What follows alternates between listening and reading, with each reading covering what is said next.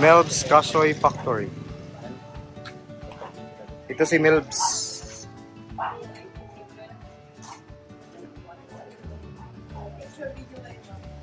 Hello sir, good morning. Good morning. Pwede lang po mag-video. Watch video sa baba sir, at sa nagluluto, meron yan. Alright, thank you po.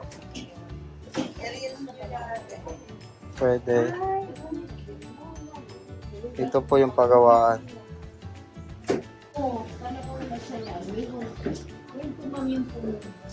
Ito yung puno ng kasoy. Parang 5 fingers. Ito yung bunga.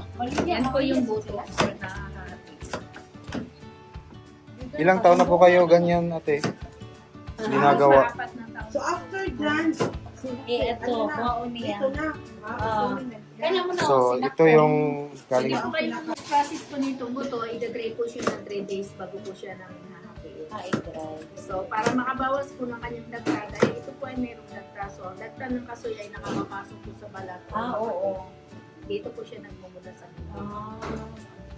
So, kaya po siya i-dry para makabawas ng dagta. So, pag nahati na siya, kaya nang ginagawa ni ate, yan po ay nagtatanggal ng laman sa pinaka-shooting. Siya ang finished product doon. So, pag nabalat na tanggal na niya, mayroon pa pong balat, yan po ay babalatan pa po isa-isa yung kanya inalusin. Grabe yung proseso pala. So, pag nabalatan na, 15 to 20 kilos na nabalatan yan po sa bali. Ang Ito na yun.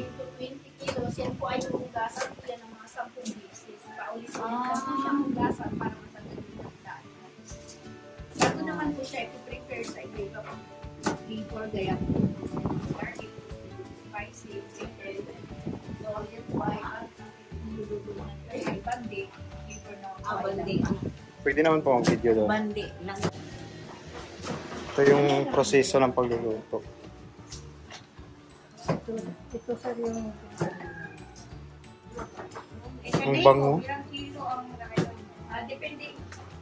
Sugar po yan, ate? Opo, sa umaga po mag-sugar. Ang bango. Yung aking gagaluso ko na aking na lahat yun. Siyempre po siya naman ang papalito. Ako naman ang magpapalito. Ito yung... Pwede po hawakan, ate? Ito yung bunga, oh. Wala na ni tagok, wala na itong dagta, ano? Dried na. Ito pala yung kasoy, oh. Nakikita natin sa market, ano na lang, yung ano na, finished product na. Ito yun talaga, dyan siya galing. Ito pong mga audience natin. Bumili, At dahil ito. makikita pa ninyo bukod sa nakabili na kayo ng masarap, nakita pa ninyo kung paano naman pinaprocess. Yes. Tapos ito yung first, ikalawang proseso, no, kasi ano po, binibilad ng 3 araw. Tapos doon binabalatan, ako nilalagyan, tinatanggal ulit yung balat. Malamigin po siya, ma, para kung mangga, maliit din lang. Pero, ang gusto na ako katurang corn plain. Roasted po yun. Walang ingredients po yun. Itong ano te, yung balat nito, hindi na to nagagamit. Hindi ni ginagawang fertilizer or ano. Maasit po sir. So tanto tinatapon. Babawa na lang sir. Okay. Masyado siyang toxic ata sa paraning. Hindi rin siya pwede sunugin dahil mga bahay na may ano. Bawal. Sipunin yung manok nila ang mamamatay na. Kasi gibutan din.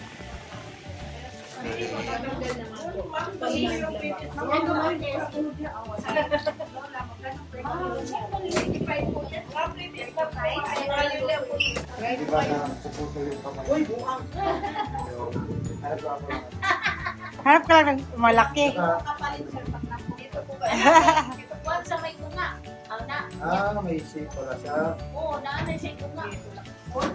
Oo. Ayaw, nagkikapa. Hindi siya nakakaya. Sige, okay lang sir.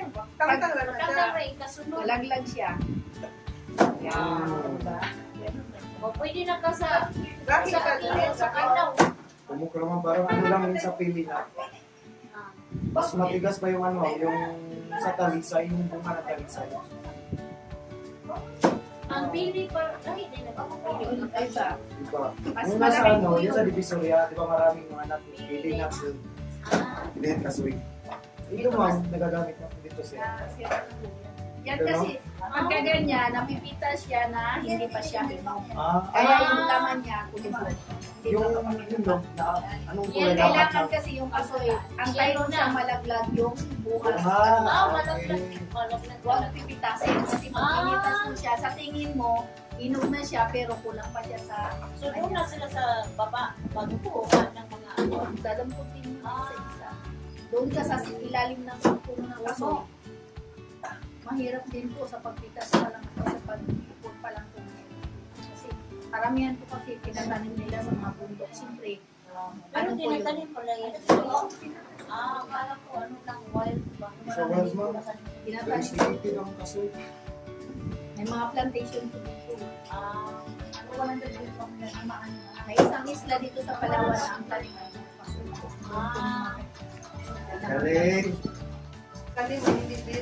Yes po, yan yung sinasabi ko pag nagtrabaho ka dito, magtanim. Pagkaso hindi biro, maghapon na kayo po.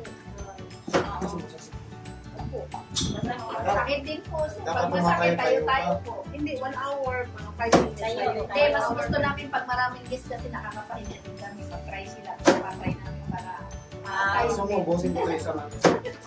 Ang sakakuan. isang tabo yan. Parang Makopa. balimbing. Balimbing. Ah, marami sa opisina niyan ma'am, balimbing. Ganun. At isa nilang ano, lapu-lapu. So si ate is from Bohol. So kadaganan sa muna kita te kay puros mga Bisaya, mga driver, mga tong sa bangka, gaboting ni Kagagano sa mga tour guide, mga Bisaya. Nay community doon nga ano, yung sa si YC Dapit nga taga Bohol tanan daw sila. Nasa ano, sa mga dira sa atbang sa mga Nakamag-anak ng mister na ko na. Tayas.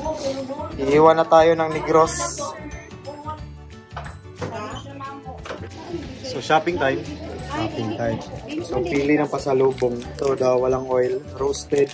Yung toasted ma'am, yun yung may oil. Ito si Milbs.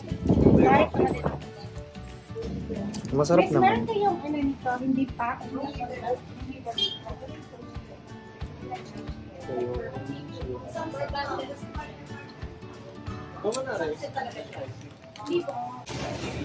Bayad time. Pwede po Gcash. Ito. Hey, di kasi wala. Or QR ng bangko po. Bank transfer. Bank transfer pwede ito. Magkano po? 8, 9, 11, 11 plus 5. 1.6 po. 1.6 daw. Manila.